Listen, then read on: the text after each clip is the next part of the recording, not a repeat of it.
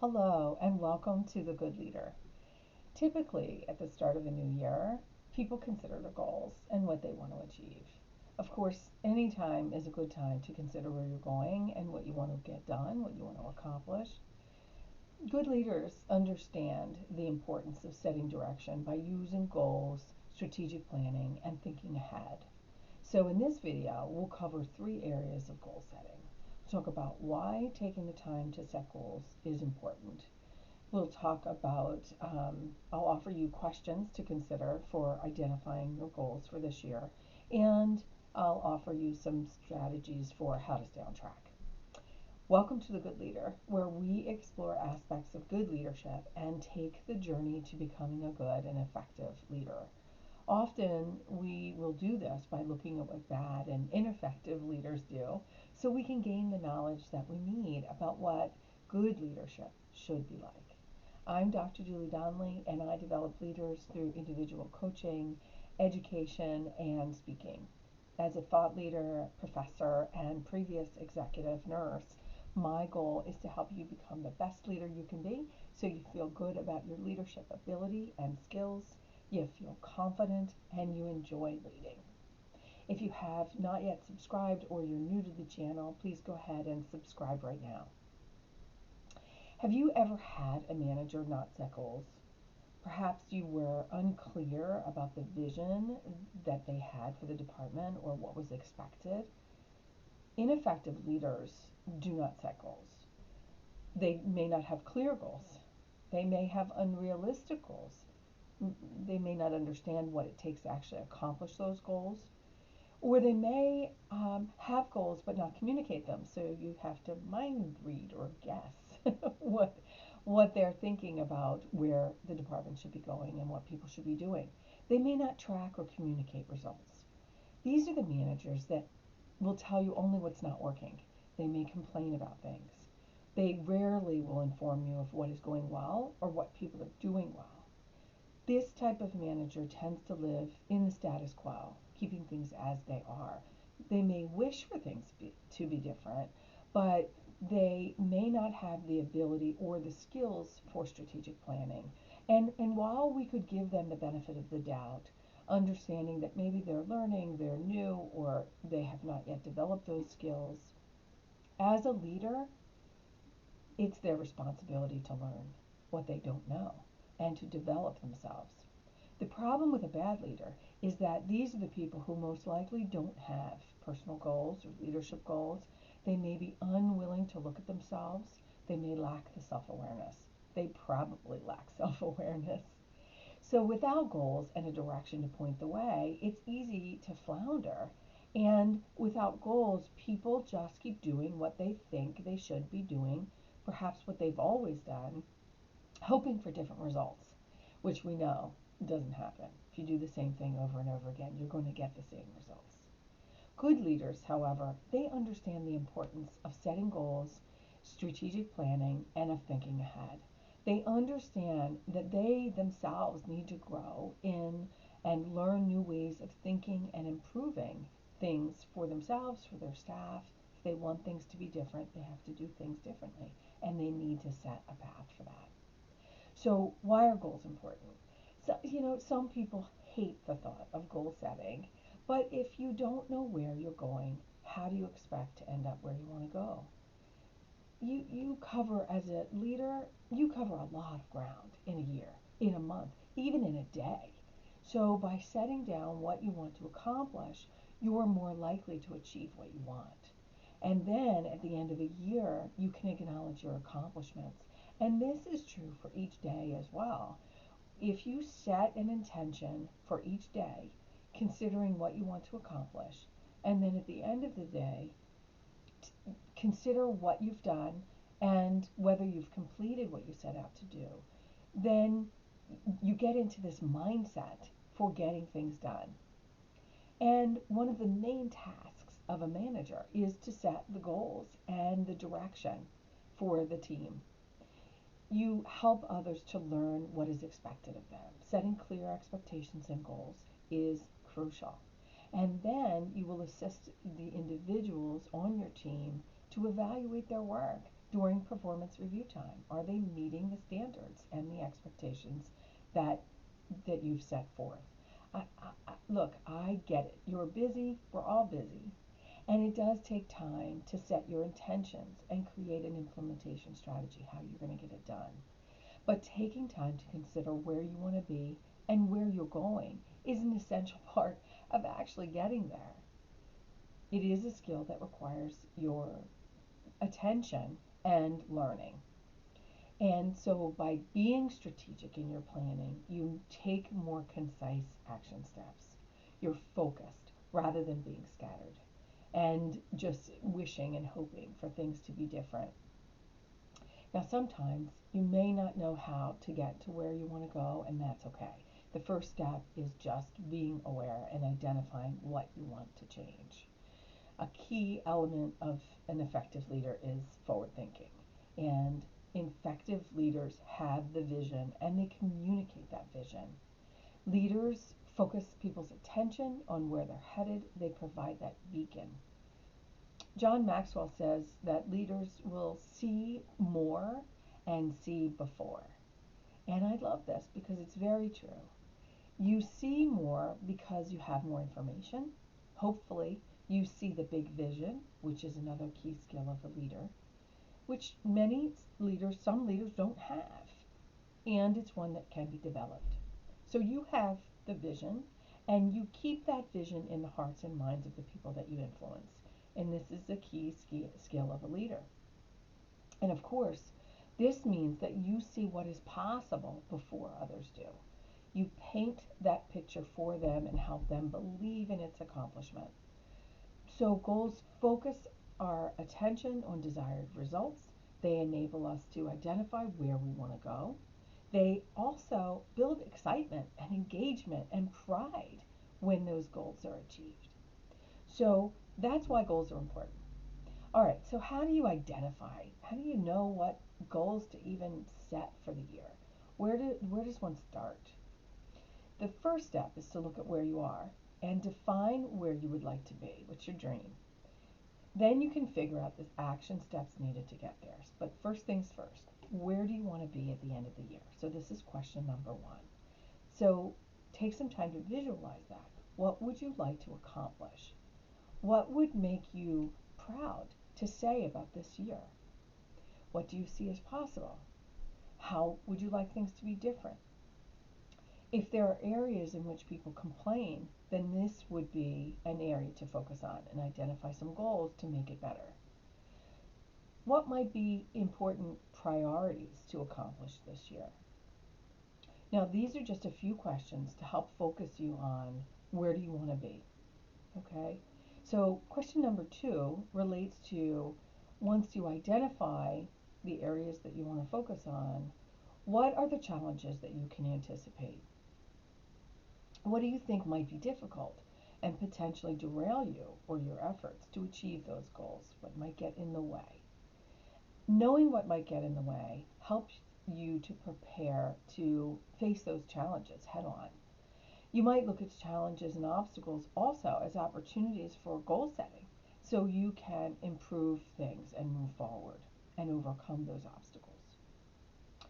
The third area would be what do you want to learn in the year ahead for your leadership and professional growth? How do you want to improve in your leadership skills? So you might say that you want to delegate more. If you're overwhelmed, then taking a look at that and how you might behave differently and adopt different habits would be worthwhile. You may want to be more assertive or improve your professional executive presence, manage your emotional responses more effectively. How do you want to be better this year? One of my coaching clients would like to level up and they are looking to either be promoted or to change jobs this year. There may be some things that they need to develop in order to pursue a new role, so that would be some work that we would do together. Another client wants to be more assertive. They acknowledge that they tend to hide and they know they have a lot to offer and would like to learn to speak up more effectively and professionally. Another client is very overwhelmed and would like to delegate more and be more effective at engaging her team. So, just some things that other people are doing. What do you want? What would you like to improve upon for yourself this year? And that leads us to area number 4. How do you want to grow personally? So take some time to consider the different areas of your life, your finances, your body, your spirit, playtime, relationships. Life is more than just about work, right? Work is just one piece of the pie of life. Perhaps you want to slow down, be more present, and engage with people. Maybe you want to care for yourself more, eat healthier, try a new workout, or get involved in a sport, or take up a hobby.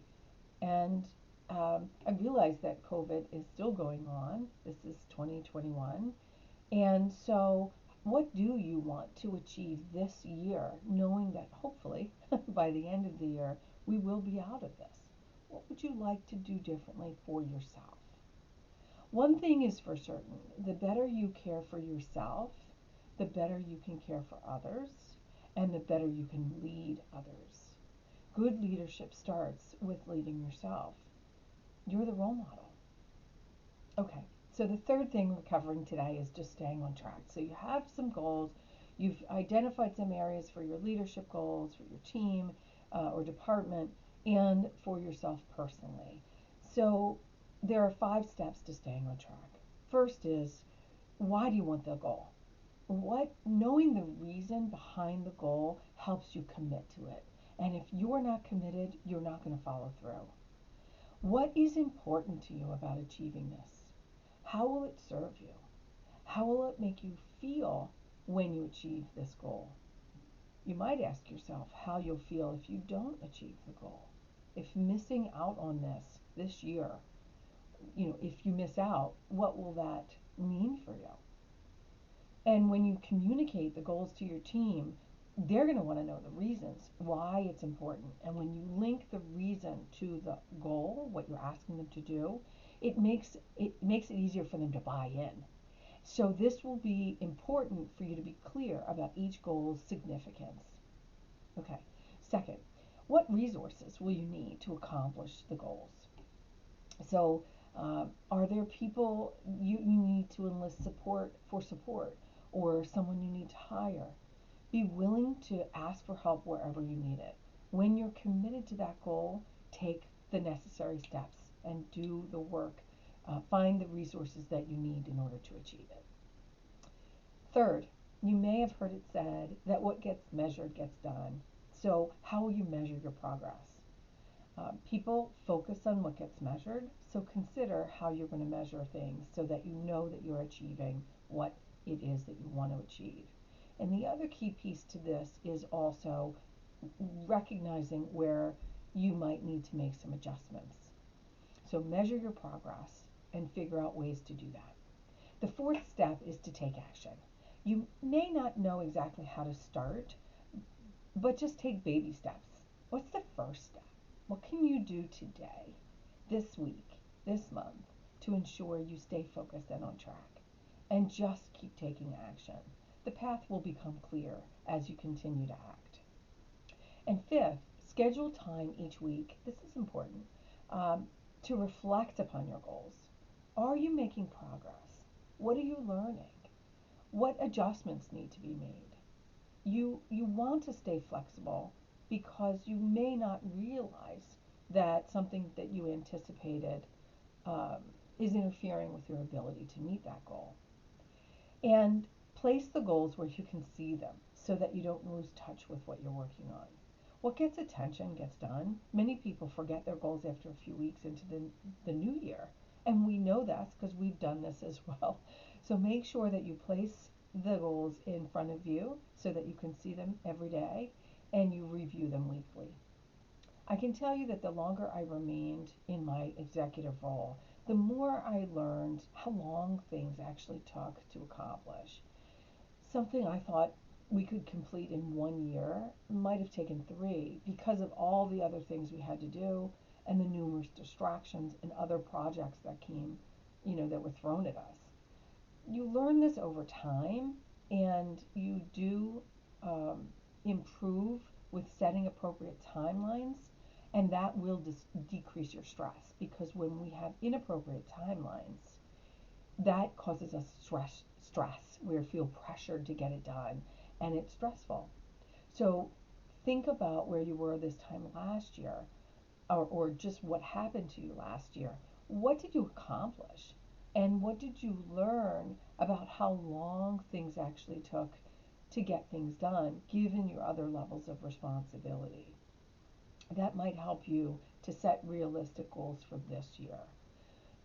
Do the best you can, and know that while you might not be able to get everything done that you set out to do, just by having the goal and taking action, you'll get a lot further than without the goal at all. And you'll learn a lot along the way. And that's why the reflecting is so important, because you get to learn how to do things better. So let's summarize. We know that ineffective leaders do not set goals, or they set vague goals, they give limited direction and limited focus, and they tend to protect the status quo. They may have no vision, or they don't communicate it, and therefore there is a lack of excitement or effort to innovate and to do bigger things. Effective leaders, on the other hand, they communicate a clear vision, they set goals to keep people focused and engaged, they want to build a better future, and they believe that continuous improvement and learning. So, one, goals are important for determining a direction for you, for your leadership, for your team. They point the way. Two, set goals based on where you want to be at the end of the year, or at some other specified period of time, such as a day, a month, a quarter, etc. And the questions that were asked were, where do you want to be at the end of the year? Two, what are the challenges that you anticipate? Three, what do you need to learn in the year ahead for your leadership or professional growth? And then four, how do you want to grow personally? And then the third step, staying on track, there were 5 steps. Identifying the reason for the goal. Why is that important? What's significant about that? Second, identify the resources that you're going to need to achieve the results that you seek. Third, take action. Baby steps, baby steps, baby steps. Fourth, measure results. And 5, reflect and make adjustments where needed. I highly recommend that you keep a journal and reflect upon your leadership journey. Let me know how you're doing. Place your comments or questions below so I know how I can assist you on your leadership journey, and I will address certainly any questions that you have or subjects that you would like me to discuss in a future episode. If you need assistance sooner, then please visit me online at drjuliedonnelly.com. You can like the video here and be sure to subscribe to the channel so you don't miss any of the future lessons. Make it a great week, and we'll see you next time.